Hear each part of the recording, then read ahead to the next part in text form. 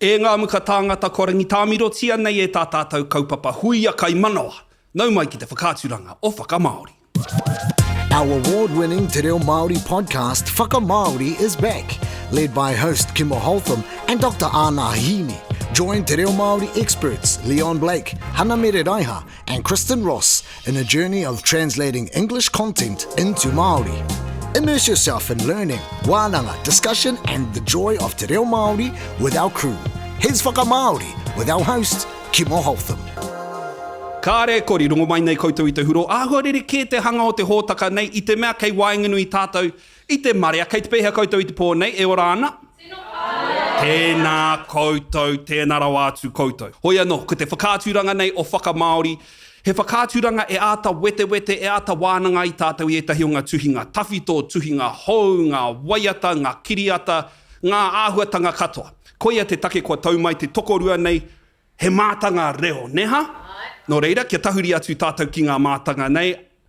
Tākuta Anaha Hiini, kei te pēhea koe i tēnei wā e hoa? Tēnā koe e hoa i te kaupapa e huihui nei tātou i tēnei rā, atu i te mea kei te auwe aku pātene e hoa, engari kei te ora i tēnei pō, hika kāna ki ngā mahi.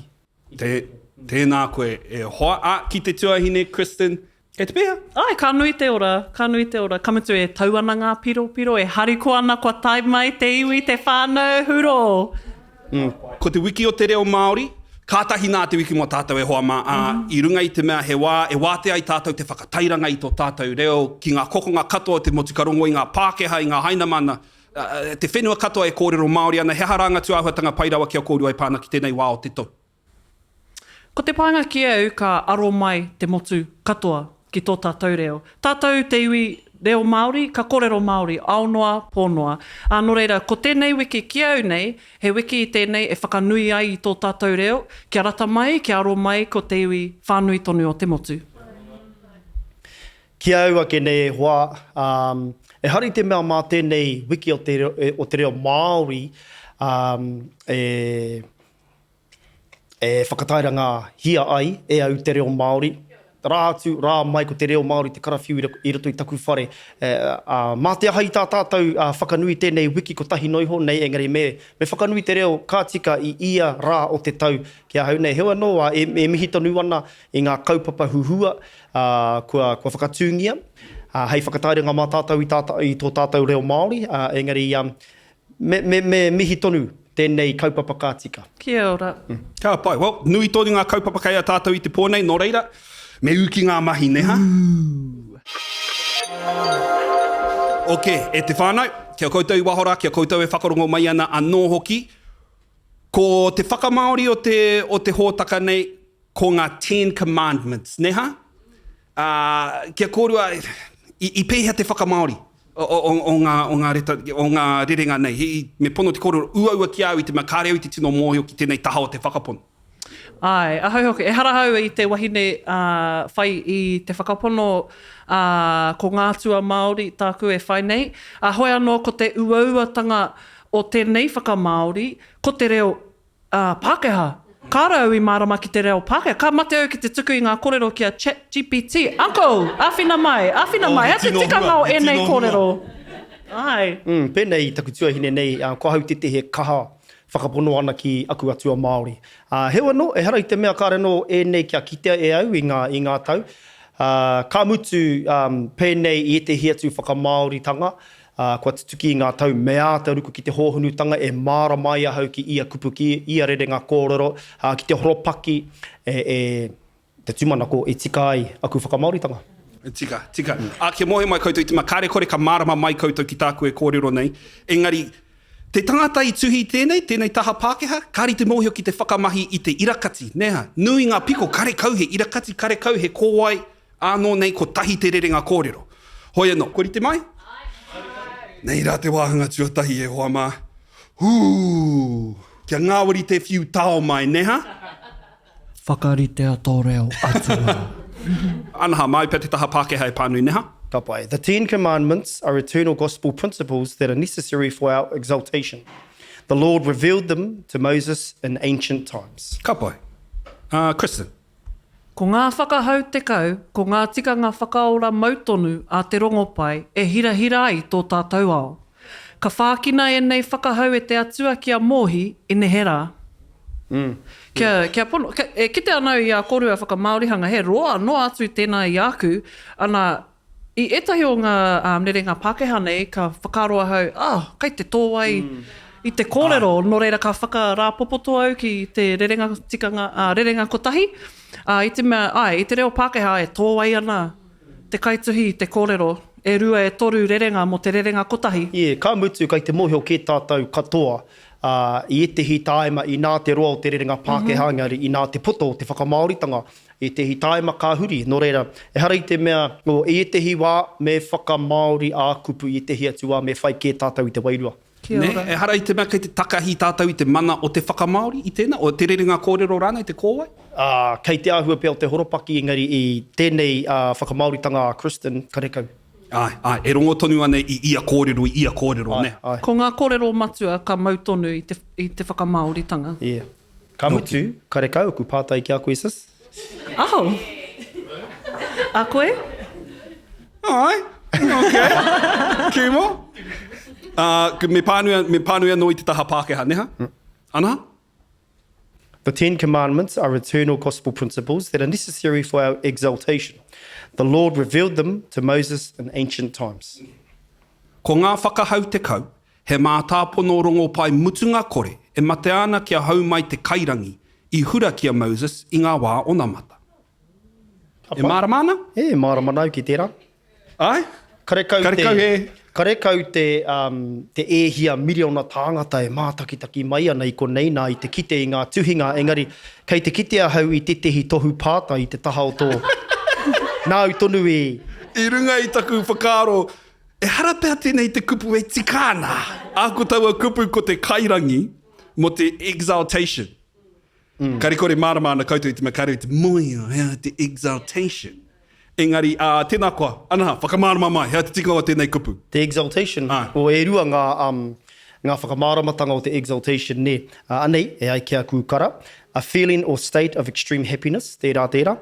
Te whakamāramatanga tuarua e mea ana, the action of elevating someone in rank of power, the exaltation of Jesus to the Father's right hand.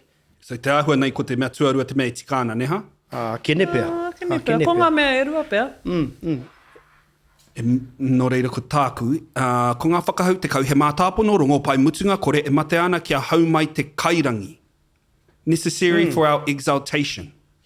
Nā pai tēnā kia. Pai. Tough. Tough. Ok, Anaha. Ka pai. Nāna, haere tonu. Okay. He mātāpono rongo pai ngā kawa te kau e whai take ai i tāna te tangata whai i tāna kororiatanga. He mea whakaatu e te atua e nei tohu kia mohi i tuarano. Ka pai. He pātai kia i te mea, ko tāku, ko ngā whakahau te kau he mātāpono rongo pai. Ko tāu, he mātāpono rongo pai ngā kawa te kau. He aha te take i hurira pai tō whakamaori. Nā te mea i mōhioa hau ka whai kui tērā. Nō reira. He mata ki te ahau e hoa. Engari, me pānui a hau i ngā mea e rua, anei tā Kimo. Ko ngā whakahau te kau, he mātāpono. Anei tāku, he mātāpono ngā kawa te kau. E rua. Ka mutu, e hara, kare e tino pai ki au tēnei mea te name dropping, ngari, he rite tonu tā Timoti kōrero pēnā. Āna. Ko ngā whakahau te kau, he mātāpono. Kua rongo au i a e kōrero ana. Kua rongo au i a Leon e whakatika ana i ngā tāngata e kōrero pēnāna, ka tahi ka huri ki tāku i tuhi ai, i mātāpono ngā rongo pai. He ono, ki aure ai te pai ngā mea e rua. Tēnā koe. Kua mana i era tohunga o te reo e rua nei. Ka pai. He ono. Ok, e te whana. E whakapono anau, i te mea katahuri atu tātou ki ngā commandments i tēnei wā neha, a koinei te wā e tino hihi anau i a koutou. Te whakauri mai i wā koutou whakaro mō etahi o ngā mea nei. Ka timata ki te mea tuatahi. Kristen, mau te taha Pākehā e pānui, ne? Ka pai. You shall have no other gods before me. Ok, ko taku whakamaori, kare kau he atua atu i au. Ka pai. Pai. Ai, Anaha? Atu i au. Ai, atu i au. Kia kaua e te hi atu atua e whakaponotia. Pānu mai i tērā no? Atu i au, kia kaua e te hi atu atua e whakaponotia. No re ko tau anō, kua hurirapa anō? O no? O kau he ahuerere kē tēnā i tāu, kare kau he atu i au. There's no other God than me. Tāku, other than me, you shall not believe in any other God. Ka pai? Ka pai, Kristen? Ka hore o atua, i tua atu i au. Pai tēnā. Ka hore o... Yep, pai. Pai tēnā. Ok, e titiro atu anau ki waho. E kite anau i Anaha e āta whakaroa le pēnei ana te rai. Ka pēhea ngā piro i ae mahi ana i tēnā. Kare, pai ana ki au. Koe na te wātua tai, koe pēnei mai ki tētahi o Pai noi ho tēnā. Pai noi ho tēnā, sis. Yep. He hau whakaro. Anana i te ata wete noi ho au te ahu o tō rerenga ka hore o atua, you have no gods, i tu atu i au, other than me. Pai tērā. Hea te rerekētanga o te atu i au i te tū atu i au. He rerekētanga? Whakataurehia mai te tū atu i au. Kaore o atua i tū atu i au.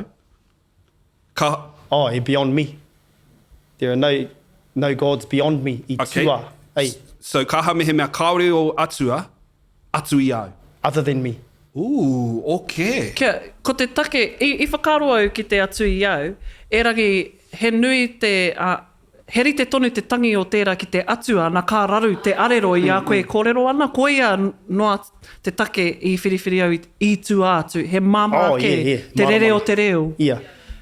Ai, māra mana. Yep. Okay. You have no gods beyond me. Pai tonu tērā ki au. He rerenga rereke kei wahora ki te kore, ka haere tonu tātai. Whakatū mai toringa mehe mehe rerenga rereke. Rui Hana. Tēnā koe, Chief. Kia ora. Ko tahi ana ke. Ko tāku i tuhi ai. Kia kaua koe e whakataitei i atua ke atu i au. Pai. Can we have another cheer, ladies and gentlemen? Aria mai te tihi tūru ki konei. Ka rawe. Karekau ngā notes. Huh? He notes? Karekau? E rawe. Te ahua nei is just saving them for me. Okay. Me haere tonu, ne? Ai. Tuarua, you shall make no idols. Okay. Tāku. Kei koropiko ki ngā whakapakoko. Kia te whakapakoko? Te whakapakoko ko ngā mea pēnei i ngā... Statue of Liberty? Ai, ngā statues, ngā mehe mea ka whakaaro Māori ko ngā teko me aua tū momo. Yep. No rei, ko tāku kei koropiko ki wena. Kaua rawa e koropiko ki ngā mea e hara no te atu anō. Pai kia tēnei. You shall make no idols? Ai, pēhea te tangata. Ka whai wāhi te tangata i tērā kupu. Hei idol. Hei idol. Wow, ai, e kite ana. Ai, no reira tēnā pēr e hara pēr te whakapakoko i te kupu e tikāna. Kei te maramau hea tau whakamahi ai tērā, koe nei hoki tētahi ātaranga hau, hea te tikanga o te idol. Ana ka puta mai te kōrero, e hara i te mea he tangata noa, ai ko ngā whakapakoko rānei, ko ngā tohu rānei, ko ngā pakihi rānei o te ao, mena ka kaha whaia e tētahi. Hea tā chat. GPT. Ko tāku tahi anō ka kōrero atu ki te iwi. Ai. Kia ora. Okay, Anaha, hea hatai. Okay, kia kaua koe e whakātua i tetehi pakuaha. Whakātua, marama, pai. Kia kaua koe whakātua i tetehi pakuaha. Kaua koe whakātua i tētahi pakuaha. Pai. Pai, e maramana neha. Maramana koutou? Ai, pai tēnā. Ko tāku, kei mate o ha noatia tētahi atu, hei atua mō. Ana ko te tētahi atu i konei, kai te kōrero mo te tangata, te hanga, te kaupapa, te aha atu rānei, e hara i te mea e hāngai ana tēnei kōrero ki te tangata ana he. Ka pai, rawe. Ka pai. Maramana. Mo era o mātou kārepe i te mārama ki tēnei kupu. Hea tēnei mea te mateoha. Ko te mateoha, ko te affectionate, fond of, adore, ana koira tā te tangata e mateoha noati ana ki e tahi atu mea.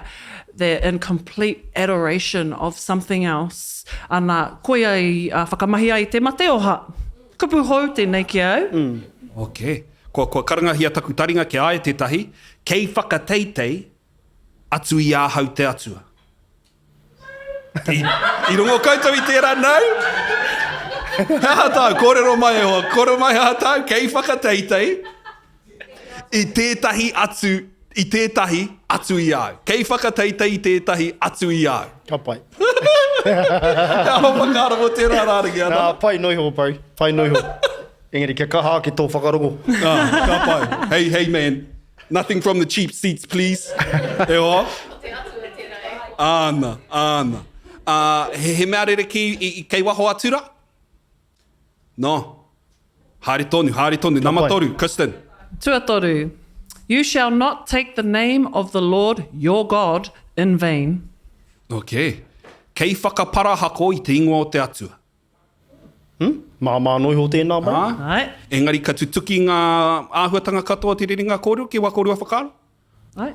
Ka pai. Nā, mā noiho tēnā. Anei Piro. tāku, me whai take te whakahuanga o te ingoa o tō atua. Ka pai. Me whai take te whakahuanga. Kao kareu te tino mārama pēr ki te whakamaori e hoa. Me whai, hea te take me whai take te whakahuanga. Have purpose. Pronounce your God's name with purpose. Me whai take. So kua whakakoaro pēr koe I te ingarihi. Paku nei, yeah. Hei te whai au te wairua. Ana. Ka mutu, anei anō hoki te tehi take I whai au I tēnei huarahi. Nā te mea, kāre kore I ki te tātou I ngā whakamaoritanga o te Ten Commandments. Kāre au I pirangi kia rite tonu. Ka pai. Koe rā noiho. Tēnā koe. Kristen? Ko tāku, kei tā noa koe I te tapu o te ingoa o te atua, arā, tōu nā atua. Pai. Pai, me te mea hoki ki au. He puku kata ki au tērā wāhaka, arā, tōu nā atua. Koia. Ko te painga ki au tēnā rārangi I te tuki ngā wāhanga katoa te rerenga Pākehā neha. Ai, I tēnei whakamaorihanga, I te tino whakamaori au I te reo Pākehā, kārepe au e tāpiri I tērā whiore mena I te kōrero noa au. Ai. Okay. Te tua toru. Ka pai. Tua whā, haere tonu. Keep the Sabbath day holy. Tua whā, waiho kia tapu te rā hāpiti. Waiho kia tapu te rā hāpati. Tapu pēhea nei. Tapu. Whakamārama hia mai tāu whakamaori te I te kapu tapu? Holy. Keep the Sabbath day holy. Oia taku Whakamārama hia mai. Ko taua holy. Nō reira, ko te tapu, he rā mo te atua. Bro, holy tapu. Ka pai. Kia holy tonu. Kia holy tonu taua rangi. Kristen. Ko tāku kia ū ki te tapu o te hāpati. Okay, pātai. Kōrero mai mo taua tapu. Ko te tapu e kōrero nei au, ko te ū ki ngā tikanga o te hāpati. Haere ki te hāhi, whakatā, noho ki tō whānau. Kau e mahi. Kau e mahi, etahi mahi kaore e tapu. Ai. Okay. Ka pai. Mahare tonu. Pai tēnā? Anaha? Pai, māramana. Ki tō whakamārama mai I te tapu. Okay. Kōrero hia mai te mea Pākehā. Keep the Sabbath day holy. Karau I nanai ore atu ki te kupu tapu, anei tāku, ko te hāpati ki te kōtihi o whakaaro nui. Pai. Māramana. Kia mano anu mai whānau. Engari, me whakamāra mai te tikanga o tēnei mea te hāpiti rānei? Mohana tātou hea te Sabbath? Ai. He karaiti ana o roto nei? Ko te Sunday, ei? Anei, koinei ngā hua o te kukara e hoama. Ai, ko tāku I whakaaro ai, ko te rātapu. E rangi, e aira kia kukara, ko te Sabbath, the Jewish Sabbath, is observed throughout the year on the 7th day of the week. Rātapu. Okay, I te makoia te rangi whakamutunga ne. Ai. Hana rei ki a koe. Ka pai. Pai. Ka pai? Okay, haere tonu, namarima. Kristen? Namarima, honour your father and your mother. Whakanuia tōu whaia me tōu matua. Māmānoiho. Ai. Whakamānawatia tō matua me tō whaia. Nā. Whakamānawatia tō papa me tō mama. Hoi anō, ko he paikiau tā korua whakamahinga i ngā kupu matua me te whaia. I te mea hāngai ana e rā kupu ki tēnei horopaki e kōrero atua nei tātou. He kupu mino te papa me te mama. Kārepe e tino tika kia noho ki e nei whakamaurihanga. Nō reire, e mihi ana ki tērā whakamahinga korua, ko te whaia me te matua.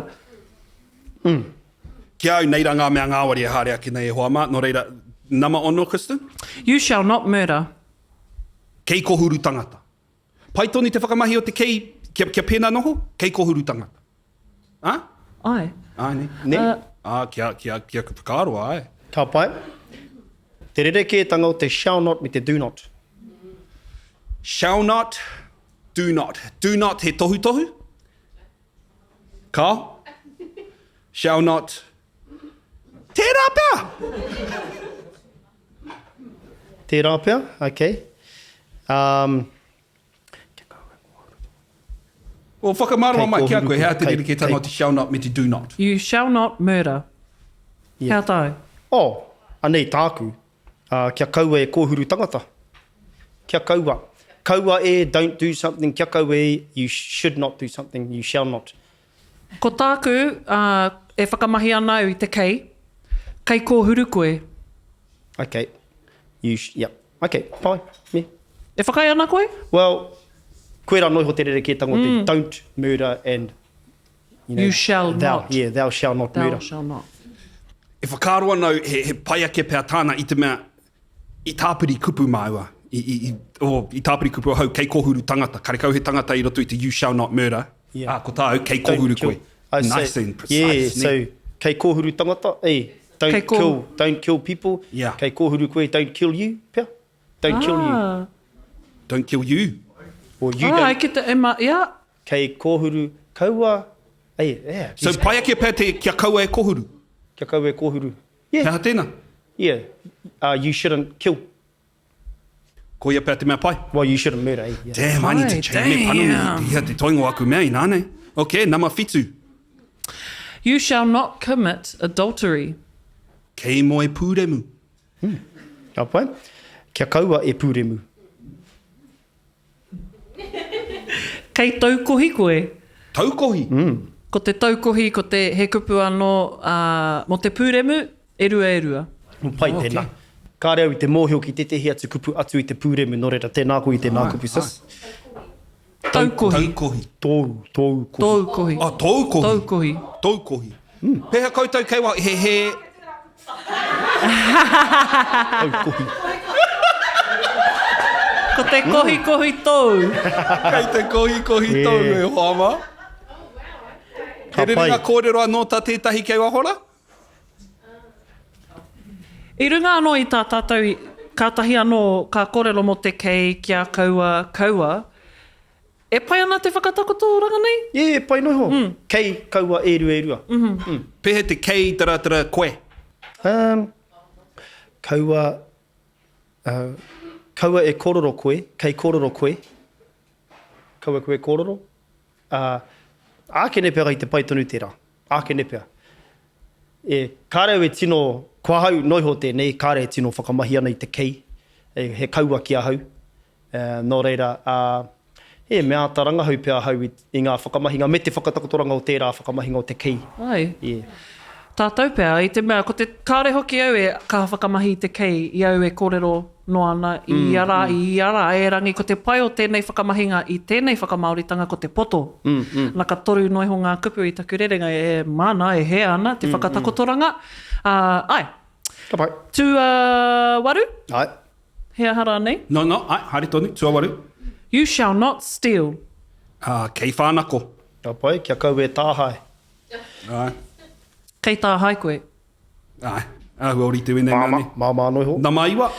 You shall not bear false witness against your neighbour. Koi parau te Kimo tō hoa. Ka pai. Nō reira kua huri koe i te kei ki te koi. Ei. Mo te, Ai. ia, e rua, ei. Ka Ko pai. te koi me te engari kei. he- Koi he Mita. mita te aroa? Oh, aua, ka... Aua. Ki tāku e mōhio, Ai, engari, kau e whakapono mai e hoa mau. Koi he. Ka pai, kia kaua e rukahu ki tō hoa. Pai, māramana. Kei parau koe. Pai. Koe anō ho. Ka pai, Kei parau koe. he pai e nei, he kupu tauri te ei, he synonym. Ai. Ka pai, Ai. Whakamutunga. You shall not covet. Ai, ua tēnei ki au i te makare o te tino i ātaranga hau i te kupu nei, me he mea he tika tāku i ranga hau ai. Wa koe nei te wā e kite ai tātou, ne? Whakarerea ngā whakaaro kaiapo. Yep. Hea te kaiapo? Ko te kaiapo ki taku mōhio ko ngā whakaaro whakaparahako i te tangata. Ko te tikanga o tēnei kupu ei, ko te pirangi ki ngā mea a tō hoa. He momo greedy. Well, he pirangi. Ana. Ai. He pirangi ki Mate nui. o rawa. Ai. Ana. Ki o rawa, hai. Ana tā te kukara whakamarama, yearn to possess something, especially something belonging to another. Ka pai. Pera te tikanga. Nō reira, ko tāku ko te kaiapo, ka tere taku whakauru atu ki roto i te aka, ne?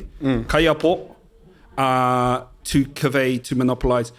Curvaceous, selfish, avaricious, grasping, greedy. Che, Ana Ki taua whānau Che. tonu. Ai. Che. Ana, kei taua kupuna ko te apo, ne, ko te apo, ko te matapiko, ko te kaiponu, ne? Yep. Ko te hao. Ana, koera tāku, mō te tua ngahuru, kei hao koe. Ka pai tērā. Me pono, nā, kareka ku pātai ki a kōrua, engari me pono ahau i raru ahau i tēnei mea te kau nei, take a o. Kia kaua e pirangi ki ngā rawa a/o tō hoa. Kei te āhua tonu o te holopaki. Ai, te ahu o te rawa, me nā he motoka, he o, me nā ko tō hoa rangatira, he a, he o, rānei, kei te ahu o te holopaki he weno, me nā he pene noiho, he a tērā, i raru au tēnei. Ne, nō reira i mate au ki te tuhi a/o, tō hoa. Hei. A/o i nai nei te whānau, me he mea kataia tāku ta anaha, kataia tātou katoa. Ok? Hea koe te whakaaro pai? Uaua, ne? Yeah, oh well, yeah. He uaua. He ua. Ahakoa, iti noa te kupu, i enei whakahau nei, enei kawa nei, o te wāroa e āta whakaaro ana, ka pēhea taku whakamaori i tēnei. Tahi anō te rerenga i toi ana ni. Ai, what are your 10 commandments? Ofa te kawhai e hoa. What are your 10 commandments?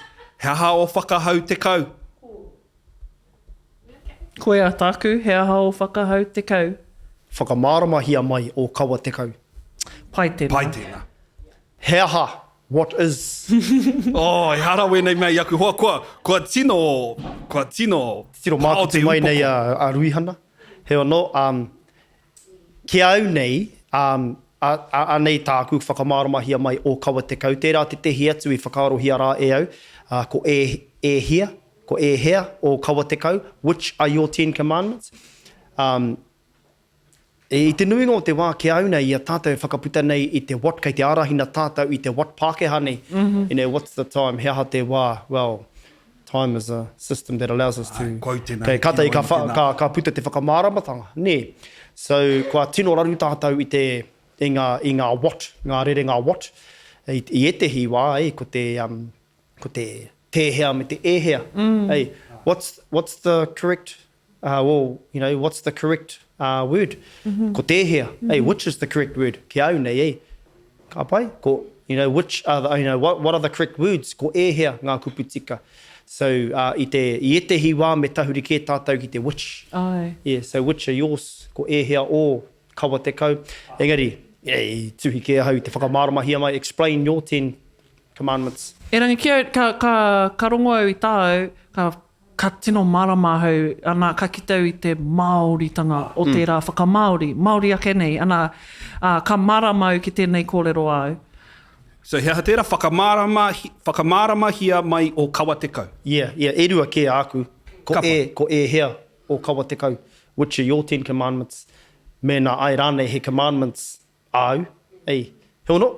Nō reira, i runga i tērā e hoa, ma kia kōrero tātou, I te mea ko te wiki o te reo Māori, heaha wā tātou whakahau te kau mo te ao Māori, mo te reo Māori, neha? Heaha rā wā tātou mā tāpono mo te reo Māori. Koia te pātai. Kia nei? Kia koe, ka tai ka tahuri atu kia koutou, neha? He whakaaro ōku. Me whakaaro. Kia tōwai tia anō e au ngā kororo taku pāpā tīmoti ko te reo kia tika, ko te reo kia rere, ko te reo kia Māori, pūmatua, ko te reo kia Māori pūriki. He rere ke ei. Heaha. Heaha te rere ke tangi. Ko te pūmatua Māori, ko te iwi Māori. Pēnei te English, te Chinese, he pūmatua ne. E mōhio ai tātou, ko te iwi tēnei kororo hi ana. Pūriki Māori, native, natural, indigenous. Hey, me Māori te reo. Me natural. Kua pūmatua au mo ngā mea katoa. Well. He wano. Okay. Koia te take kei konei, koe taku hoa. Ko te reo kia mārama, ka pai. Ko te hi atu, me pono koe. Me pono koe ki tō takahi tēnei huarahi, e mau ai i a koe te reo. Koe nei noho e te hi whakaaro i toko ake rā i ahau. Kāri tai ki te tekau, he wano, mā te aha i ngā mea tahi rua toru whā rima ono. Ka pai. Kristen? Ko te mea tuatahi ki au, kia mākoha koe, kia koe anō. Mēnā ka tahi anō koe ka tīmata ki te ako i te reo. Tēnā, kia mākoha koe, kia koe anō. He huarahi uaua tēnei. Ana, ka hapa tātou. Ka hapa tonu tātou. I tēnei wā tonu nei, kei konei koe e ki ana he mātanga reo. Māua ko Anaha e rangi ka hapa. I etahi wā. Nau mai te hapa, koe anō tētahi o ngā o aku mātāpono mo te reo, mo te wiki o te reo Māori. Nau mai te hapa, kaua e whakamā. Ana, mena ka mākoha koe ki a koe anō, ka mohio pea ki te tiaki i etahi atu e ako ana i te reo. I te mea, kei te marama koe ki te uaua, kei te marama koe ki te whakamā, kei te marama koe ki te pakeketanga e tau ai te reo Māori ki tō arero e rere atu ai ki ngā taringa o ngā kai whakarongo. Tēnā, koe pau. He arofu. E titiro anau ki wahora hohepa. E rere ana te pene e hoa, e rere ana te pene. Tēnā kōrero mai, he hao mā tāpono mo te reo Māori e hoa. Kia ora Kimo, tēnā koe bau, tēnā koe i o karu, hō miro rai e titiro mai, kia hau e noho nei, e huna nei ki muri tēnei kāmera. Hoi anō i tuhi au tētai rerenga kōrero. Ko tāku i tuhi ai, e hāngai ana ki te hoa haere o te reo Māori ko te tikanga Māori. No reira ko tāku i tuhi ai ko kia haere ngā tahi te reo me te tikanga Māori. Rawe. Beautiful. E whakai ana. Tino whakai ana. He tangata e whakahe ana. Karikau. E tino whakai ana i te mai ahu te reo i tō tātou ao, ne? Tō tātou ao e ora tonu ana, e ora hoki ana ko ngā tikanga me ngā kawa. No reira aera me haere ngā tahi. Ok, e hoa mā, he wāhanga kei te haere.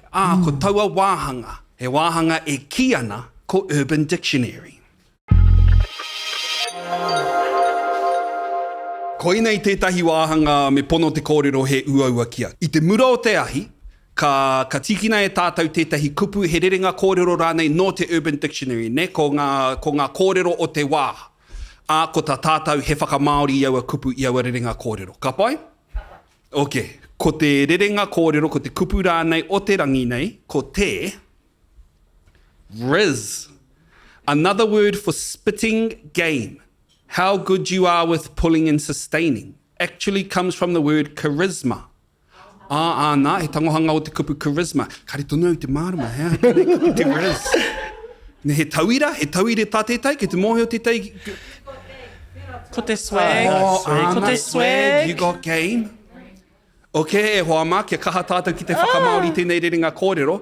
Ofa te kawha noiho nei, koe nei te wāhanga uaua i te whānau. Tohunga a anaha ki tēnei wāhanga. He uaua ki au. Riz, mana. Mana? Mana. Whakamahi ki tētai rerenga kōrero e hoa? Mana. Ai, ko tāku, ko taia. Taia. I whakaaro au ki tērā. Taia. Riz. Ok, ka haere atu kia koutou, ka tahi ka hoki mai ki au, ne, paitaua. E tae nei i e te whakaaro. He kapohanga noe ho tēnei i tētahi koro mō tō tātou tupuna tamate kapua, whānakoroa. Pai, whakamārama mai te ahu o tērā kōrero e hoa. Kei a koe. Ko nei te roanga o te kōrero e te uri o tama whānakoroa ki te aha. Kuira te rerenga o tērā whakatau ki, e te, nō reira, koe nei ko te ahu o tō mātou, tātou rānei, tupuna, e kia nei ko tamate kapua, he hianga, he māminga, he haututu, he pūremu, he aha rānei. He pai anō hoki e te he āhuatanga ōna. Engari, he whakanui i te hiwa. E hari te mea he whakaiti, engari, he whakatamate kapua i a koe anō. Hei, mena e kitea nei e te hi āhuatanga o au, e rite ana ki tō tupuna ki a tama, ka pute te kōrero e te uri o tama, whānakoroa ki te aha, ne? Tama te ka pua, stealing this and that. Koira te whakapāketanga, pai ki au tēnā e hoa, whānakoroa. Fū. He kupu anō kei wahora mo te Riz? Ia, Kimo e whakaaro tonu. Ai, me poto te kōrero. Kuroria, i kite ana i a koe tuituhi ana? Ahuari te oku whakaaro ki wā Ruihana, wō wā, Ruihana, ai tuhi au tamatanga mo te whakapoto i te ingoa o tamate kapua. Me te whakarangatira pēa i te rā ahuatanga ona. Ka pai, tamate kapua tēnei, whakatairunga hia ana i te pōnei. Pai ki au ngā wā e hoki ai ngā tāngata ki ngā kōrero o mua, mō ngā kōrero hau. Pai, aue, tino pai tēnā. Kei au tētahi, he kianga, he kiwaha pēr. E murāna. Ne pēnei me te ahi. Pai tēnā. Ka ki te taua mura i roto i te tangata. He mea anō, moho nei koutou ki te ihi. Me rau atu he pōtai ki te i tuarua. Ihi ana te tangata. Ok, me ki pēnei hau piro kia hoe. Mawhai piro poe. Murāna e hoa, murāna. I reira, me mutu mai ngā huatanga o te hōtaka e hoa mai winga i tērā. E hoa mai heha he whakaaro mo tēnei wiki. He hai tu atu i tērā. E murāna tēnei wiki, ne hae hoa mai. E mura, ihi ana te wiki nei. Heha tō tātou kupu mo tēnei wiki. Tā tātou kupu. Tātou kupu, tēnā koe. Nau mai te hapa e hoa ma, nau mai te hapa. Hoi anō tāku he tautoko i te kaupapa o tēnei tau, kia kaha te reo. Kia kaha te reo Māori. Kōrero tia te reo Māori. Me tū karatete, me tū takotako, me tū panepane, me tū teitei i a koe whakatairanga nei tō reo. Kōrero hia te reo. Tāhua, ne hae hoa ma. Hoi anō, e tika ana, kia tuku mihi atu kia RNZ National, ki Te Māngai Pāhō anō hoki, nā rātau i whai huruhuru ai tēnei o ngā manu. Kia koutou kei wahora, mehe mea he whakamaori te kai, hoki mai anō. Mo tēnei wā, e te whānau, hei kona. Tino pai, Kristen.